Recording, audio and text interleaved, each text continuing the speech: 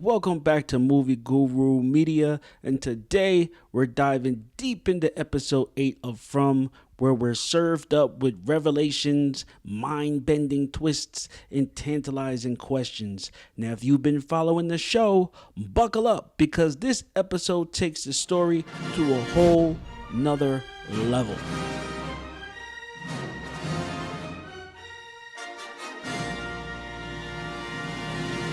Because the show is slowing down in action, true fans saying that they're giving us more clues and more information. Now the show will pick back up on episodes 9 and 10, and that's because they both are directed by Jack Bender. So if you know, you know. And when JB is behind the lens, there's gonna be some shit going down. So do your rewatches and get ready, cause here they come.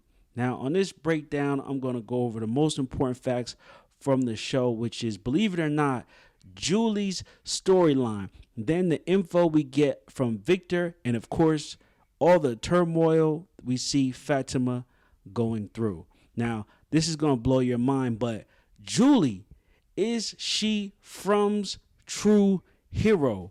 We finally get the answer to one of the biggest mysteries, which was who threw down the rope for Boyd, and we see that it was Julie. Turns out that this may be her calling as the show's true hero. Not Boyd, not Tabitha, not Jade, but Julie, who saw that coming. She's putting things in motion to save everyone. The only way everyone can be saved, which is to probably have never entered Fromville in the first place. Now, her moment of hesitation and bravery really shifts her character from an empty storyline to someone who might be integral to saving the town. Now, honestly, I did see this coming because she's a fan favorite of the show, and as well as a staple, and really has not had much storyline or plot. It's been kind of thin for her, but they've been keeping her around just close enough that you feel like something could happen, but then it's like, nah, nothing might happen, but then it's like something could happen, but then it's like something can't happen. Julie, Randall, and Marie are having these weird feelings, but only Julie's the only one opening up about them.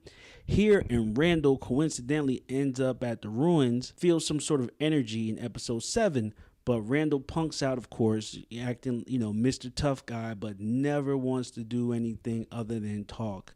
Now, Julie decides to come back with her brother, Ethan, and he helps her enter the void. Now, I really like this scene because finally someone listens to Ethan. He's been telling everyone from episode 1 that this is a quest. And this also goes back to what I said, the answer to the show is in episode 1. Now, Ethan is saying that this place has to be solved, and it wasn't until they threw his mom's ASS out the lighthouse that anybody cared about solving it. And so now Ethan's with Julie, and he's saying that they're at a threshold, and helps Julie take her first steps into the great beyond.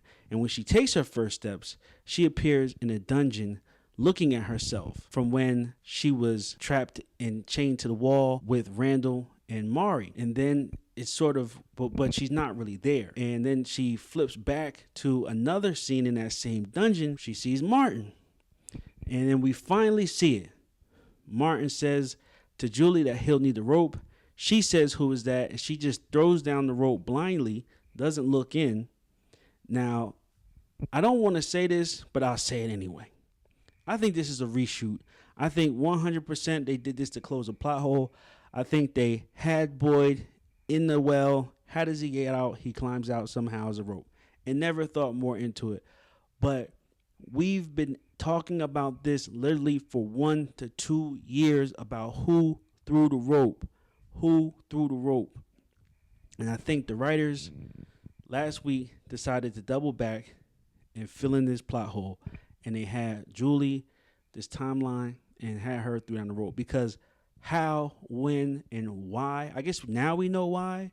That Julie from the future went back to the past and threw the rope down. But who would have saw that coming? I mean, we know that time plays an issue here. They've been hinting at it for 2 seasons with the dates, but we would have never thought it was Julie. Now, her encounter with Martin seems to be a little bit more than just coincidental because Martin knows her name without explanation. I mean, he just says Julie like he recognized her. Now, this adds an extra layer of intrigue about who is he, or the correct answer or question to say is who is he to Julie? And what I should ask next is, I believe that somehow Martin, knowing Julie, he has to be someone on the show at that time. Now, the reason why I say this is because if you saw a picture of me at 12, and you might not recognize me, right?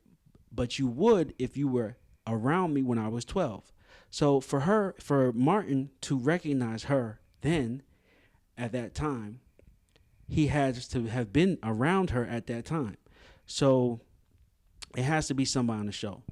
Now, my guess could be that Martin could be Ethan from the future, because Ethan is a kid now, so he has to grow up, somehow make his way to Fromville, somehow get trapped in his place, and somehow, all the story that we know about Martin.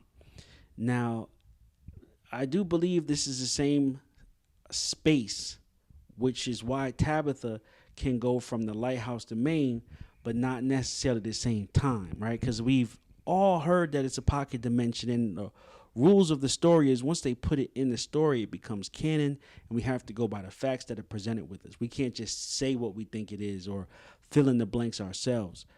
We've heard pocket dimension, so that means it exists in its own time around another time.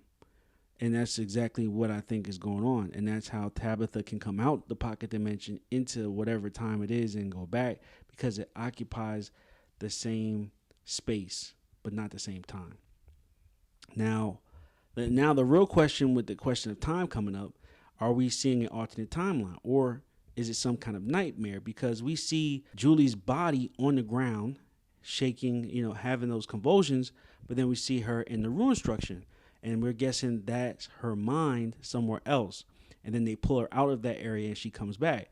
So we know that her mind is separate from her body. It's not occupying the same space. And so it's a thin line between all this, because then we can't say what we saw was actually real. We can't say it really happened, because we know that her body was there on the ground. Now, the scene flips back and forth. Now, is Julie crossing thresholds between realities? We know this has to be true because Boyd actually received the rope and he got out the well. But we know the well isn't there, right? It's ruins. But if the well isn't there, then how did it get in if Julie wasn't really there, if she was on the ground?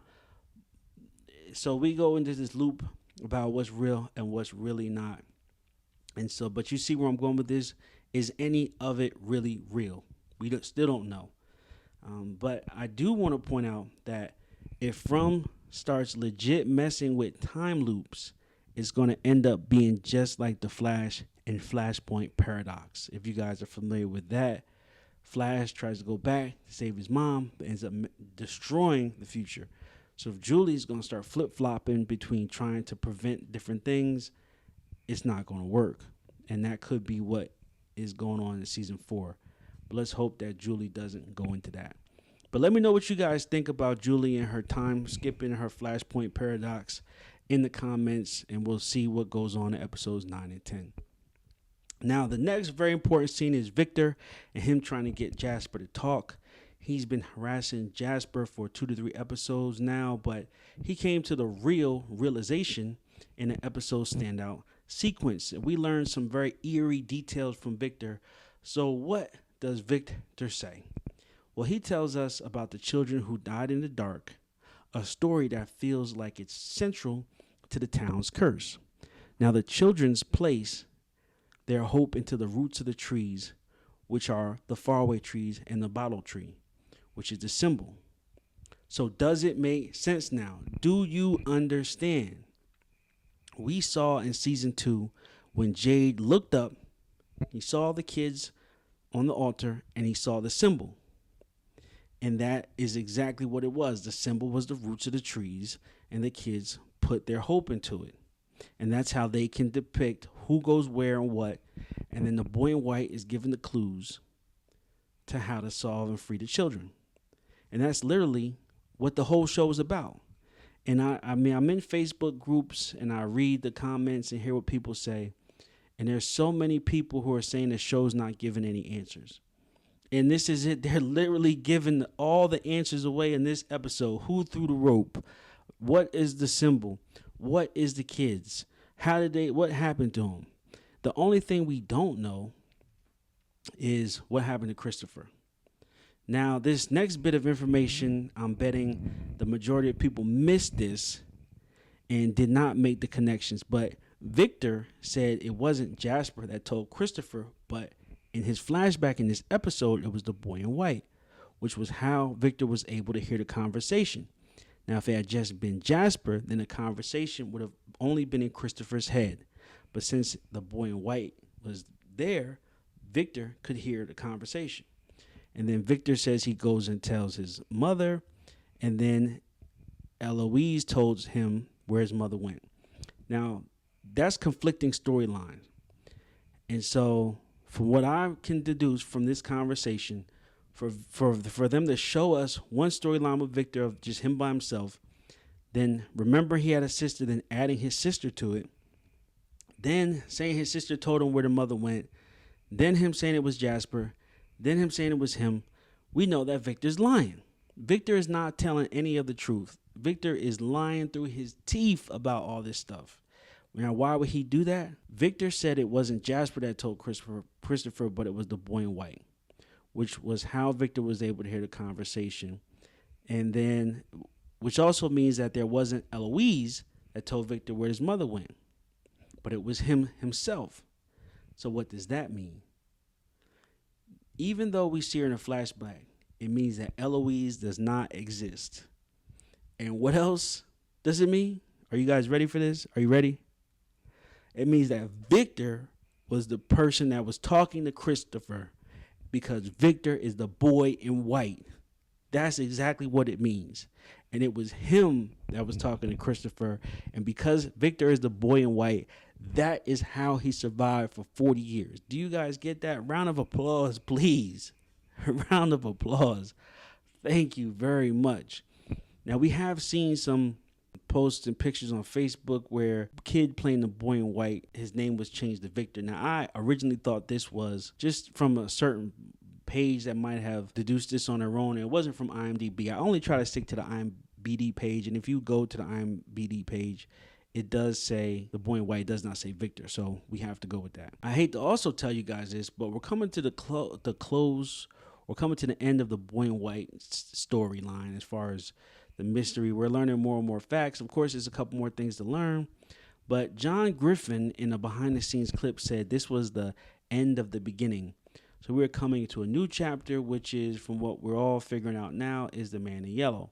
And if you guys go to IMDb, you see that the Man in Yellow is listed on the credits for episode 9. And if you guys really know movies like how I know movies, we all can see where this is going, to the Man in Black next. I mean, we've been seeing clips of shadowy figures in a lot of Victor's drawings since season 1.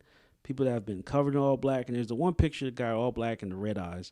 And so I believe that is the main or ultimate villain above the Man in Yellow or opposite the Man in Yellow. Now, of course, we still don't know what happened to Christopher and his strange disappearance in 1978.